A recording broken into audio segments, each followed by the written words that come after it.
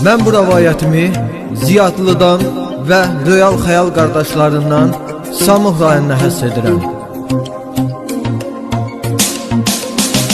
Eşidlərin yurdu Azərbaycanı, adına layiq olan gözəl ünvanı. Gözəl rayon Samuxu biz ad edək, böyük fəxarətlə adın qeyd edək. Qərb bölgəsinin gözüdür Samuxumuz, doğmaların şirin sözüdür Samuxumuz. Halal süfrəsi ilə, halal dadıyla, Samuxlular fəxr eləyib adıyla. Döynən ürəyimizdir bizim Samuxumuz, arxamızdır, köməyimizdir Samuxumuz. Ana bilirəm vətənim Azərbaycanı, biz sevirik Samux tək bir ünvanı. Bu ünvanın vardı yiğit qazisi, vətən sevərdir şəhid qazisi. Şəhid Yusufun tarihi ad edin, Qəzənfər Abdullayevi yad edin. Onlar keçdi vətənimizin canından, tarix yazdılar hər biri qanından.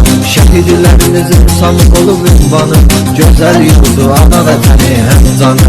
Vətəninə layiqli xidmət ediblər, ölənə qədər haqq yolunu gediblər. Şəhidləri vətənin döynən ürəyidir, şəhidin hər biri cənnətin mələkdir. Şəhid qəhrəman elbarisi yad edin, şəhid qardaşımın ruhun şad edin.